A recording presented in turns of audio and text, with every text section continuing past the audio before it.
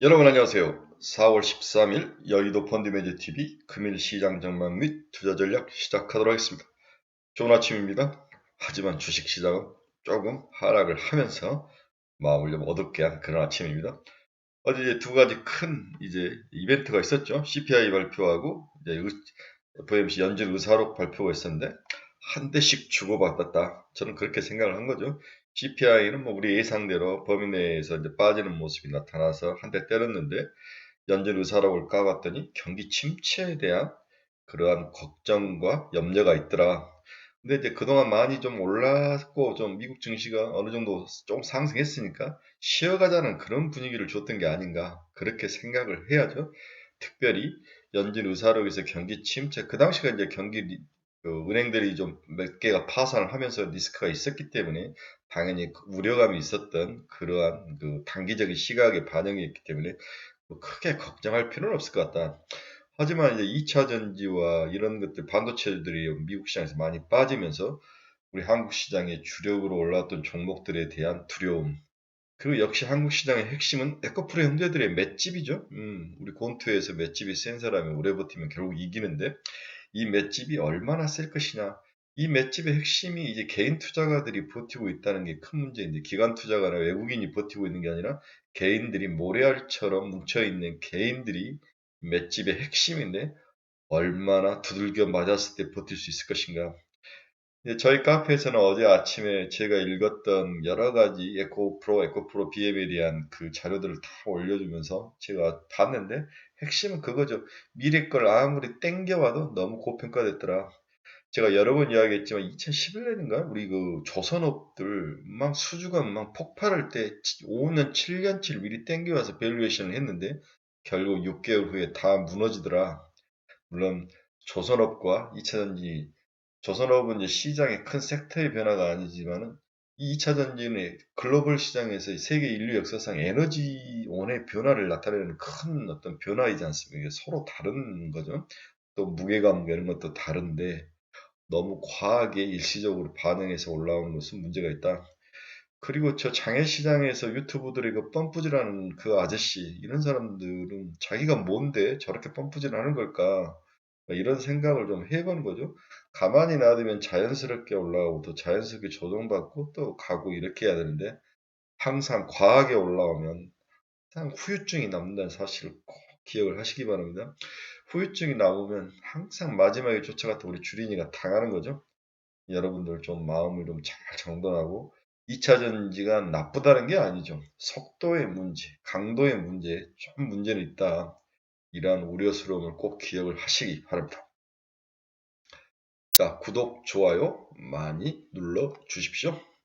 네, 오늘 시장을 보면 다우는 0.11% 하락, 나스닥은 0.85, S&P 500은 0.41 크게 빠지지 않았는데 나스닥이 좀 많이 빠졌죠. 나스닥의 주요 반도체 2차전지 뭐 이런 IT들이 다 하락한 그런 모습을 보였습니다.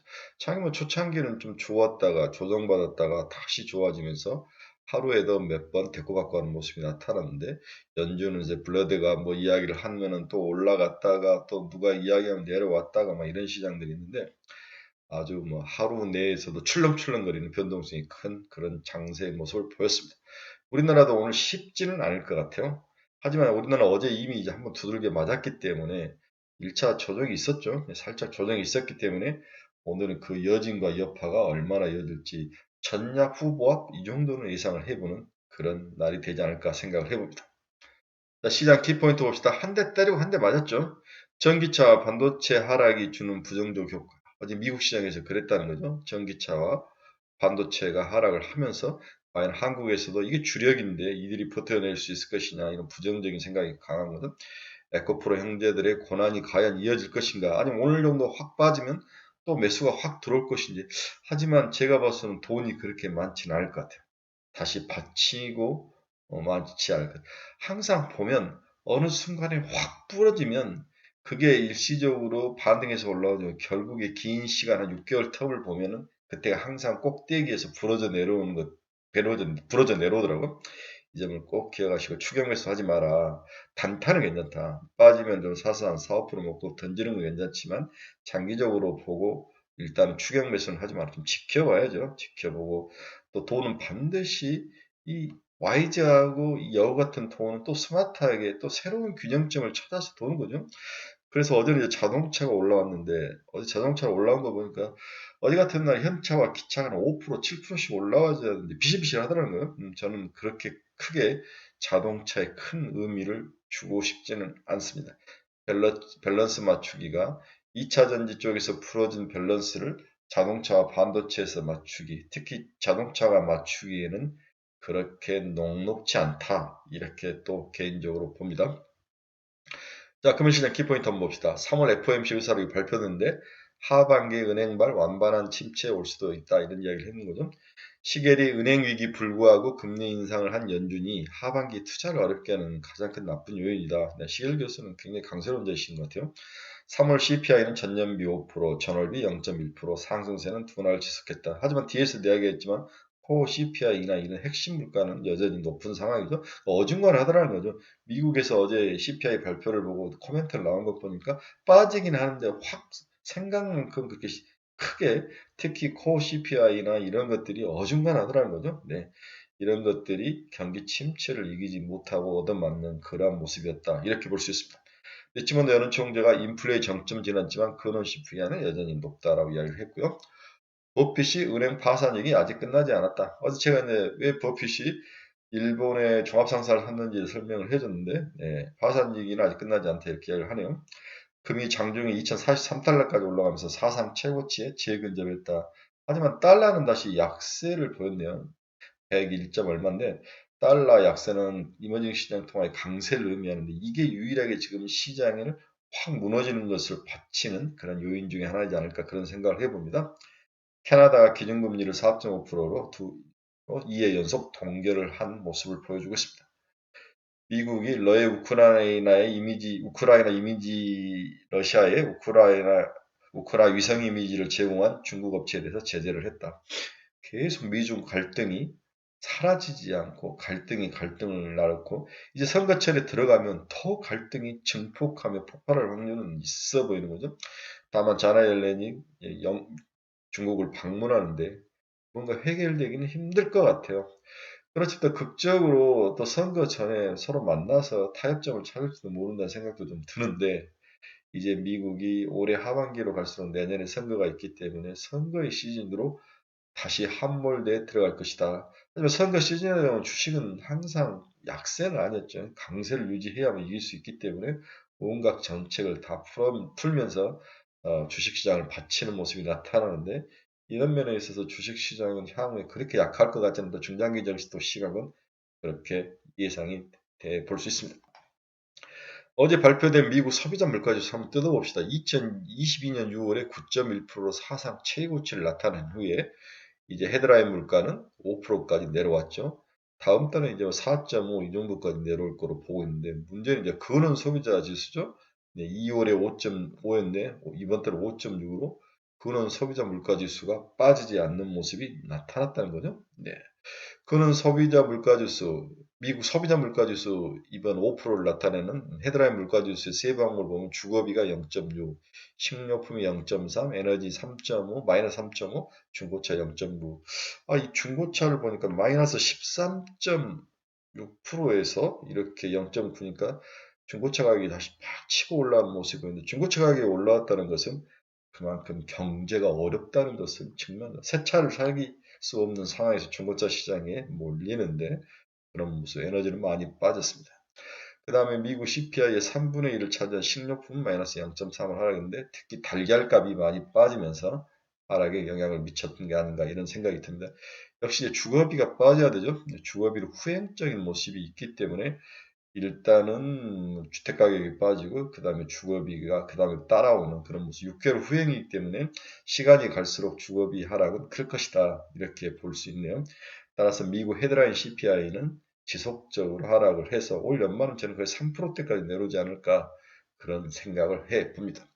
문제는 주거비 제외한 핵심 서비스 인플레이션이죠. 네, 0.4 지난달은 0.5 살짝 빠지긴 했지만 생각보다는 많이 빠지지는 않습니다. 이 지표를 뭐 중시한다고 그러는데 FOMC가 모르겠어요. 일단은 주거비를 제외한 핵심 서비스 인플레이션, 서비스만을 본 거죠. 네, 0.4, 전원은 0.5였다. 하락하지만 생각보다는 크게 하락지 않다. 이렇게 보여집니다. 그다음에 3월 FOMC 의사결의 주요 내용을 보면 일부 의원이 금리 동결을 고려하고 있다.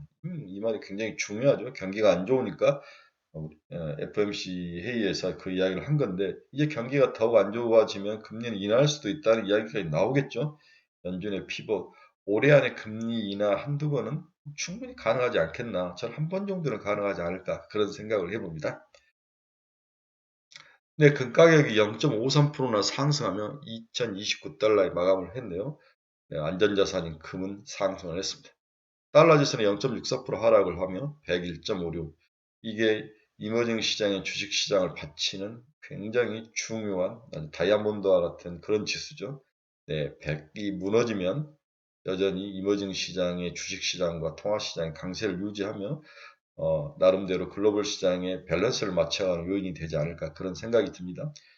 이제 CPI를 봤더니 이 금리 인상은 한 번이면 끝날 것 같다. 거의 막바지 온 게 아니냐 이런 생각이 달러 약세의 원인이지 않을까 그런 생각을 해봅니다. 미 국채 금리를 한번 봅시다. 2년짜리는 4%가 깨졌으나 3.9703, 8.8bp가 하락을 했습니다.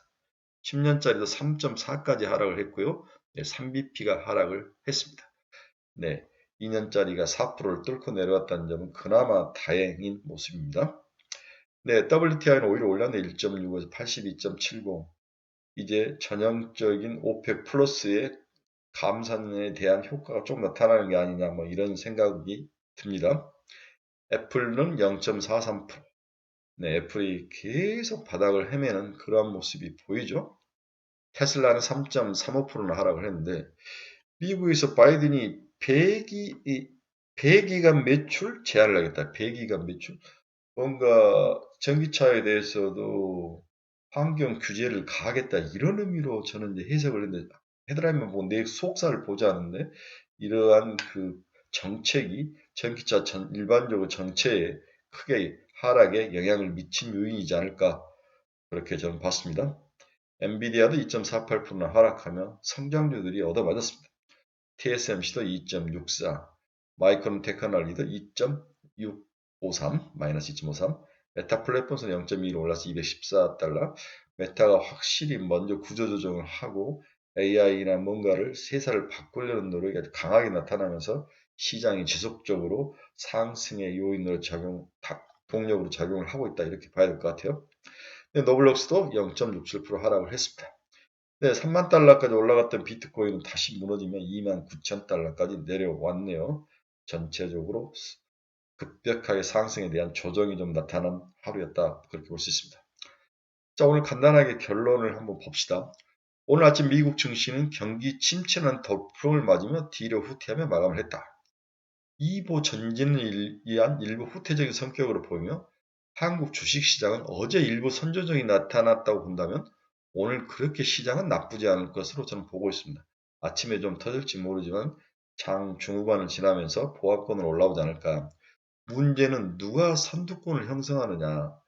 어제는 중국발 인프라 투자가 나오면서 뭐 건설기계 등이 나타났는데 이들의 연속성에 대해서는 당연히 크게 가지 않을 것 같다. 오래 가지 않을 것 같은. 결국 2차 정지의 조정의 깊이와 강도 그리고 시장에서 개인 수급의 방향성이 중요한데 오늘 2차 전지가 추가 하락하면 수급 쪽에서 딸려 들어올 받칠 확률은 높아 보이는데 하지만 그렇게 만약에 크게 빠졌을 때 끌고 올라갈 만큼 힘은 부족하지 않을까 그런 생각을 해보는 거죠. 단타로만 접근을 해라. 어제 또 반도체를 보니까 시장인 리더의 가장 큰 핵심은 하락할 때 받쳐주고 버텨주면서 견뎌줘야 되는데 반도체가 전체적으로 조정을 받는 모습이 나타났습니다. 그만큼 약한 리더라는 거죠. 네. 결국 시장은 2차 전지가 급격하게 조정을 받으면 이것을 보충할 수 있는 다른 밸런스를 맞출 섹터가 시장에서 나타나면서 균형을 맞춰야 되는데 지금은 2차 전지가 무너져서 함께 무너지는 경향. 다음에 자동차가 어제 나타났는데 과연 연속성이 있고 버텨주는 힘, 하체 힘이 강하느냐 이 부분을 오늘 시험할 것이다. 그래서 반도체, 2차 전지, 그 다음에 2차전지 반대편에 있는 자동차, 뭐 반도체, 기타 종목들이 어느 정도로 수준으로 버텨줄 것이냐를 한번 지켜봐야 되는 거죠. 그렇죠? 네.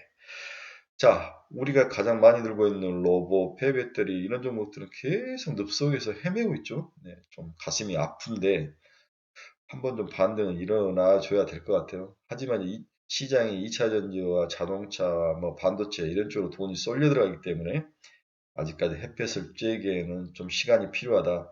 가격 조정은 어느 정도 된 것 같은데 기간 조정이 남아있다 이렇게 봤는데 또 빠질 때 함께 빠지는 가격 조정이 나타나죠. 항상 장 초반에 올랐다가 그 다음에 다 뱉어내는 전형적인 조정의 모습이 나타나고 있어서 걱정스러운데 방법은 있습니까? 좀 기다려 봅시다. 늘 순환매로 돌아오고 순환매로 돌아오지 않습니까? 그렇죠? 네. 뭐 최근에 보면 2, 3년 물려있던 대주전자 같은 것도 뭐 일시에 회복 다 하고 어제 좀 빠지긴 했지만 올라오지 않습니까? 네, 좀 인내를 가지고 너무 조급해하지 마시고 기다려 보시기 바랍니다. 어제 이제 우리 카페에서는 비나텍, 레이크 머티리얼, 엔제, 솔루엠 뭐 이런 것들 많이 추천해 줬는데 한번 보시기 바랍니다. YG 엔터 이런 종목인데 오늘도 한두 종목 눈에 들어온 종목이 있어서 저희 카페에 추천을 할 생각입니다. 네. 뭔가 방향성을 잃어버리신 분들은 저희 카페로 오십시오. 오셔서 같이 생각하고 30년 펀드 매니저가 제시하는 그 방향성을 잘 보면 여러분들에게 큰 도움이 될 것입니다. 네, 오셔서 같이 공부합시다. 연구합시다. 저희 매달 한 번씩 하는 오프라인 스터디 모임도 너무 좋습니다. 여러분들을 진심으로 초대합니다. 네, 오늘은 그렇게 쉽지는 않은 장일 것 같아요. 하지만 어제 살짝 일부 조정이 나타났기 때문에 조정은 장 오전 초반에 좀 끝나고 바로 반등이 나타나지 않을까. 아직까지도 시장을 떠날 때는 아니다. 강세의 모습은 있을 것이다. 오늘은 2차 전지가 얼마나 회복을 하고 반대편에 있는 자동차, 반도체가 이 밸런스를 맞춰갈 것이냐. 그 다음에 우리의 가장 관심사인 로봇과 폐배터리나 이러한 종목들이 얼마나 또 반등의 모습이 나타날 것이냐. 이런 것들. 그 다음에 신규로 내가 뭔가를 좀 사서 단타를 치고 싶다면 어떤 종목들이 있을까. 이 정도로 관심을 가지고 요약 정리를 해보면 되지 않을까 생각을 해봅니다. 여러분 잘 견디시고 이 따뜻한 봄바람처럼 싱그러운 하루가 되기를 간절히 바라봅니다. 여러분 감사합니다. 내일 뵙겠습니다.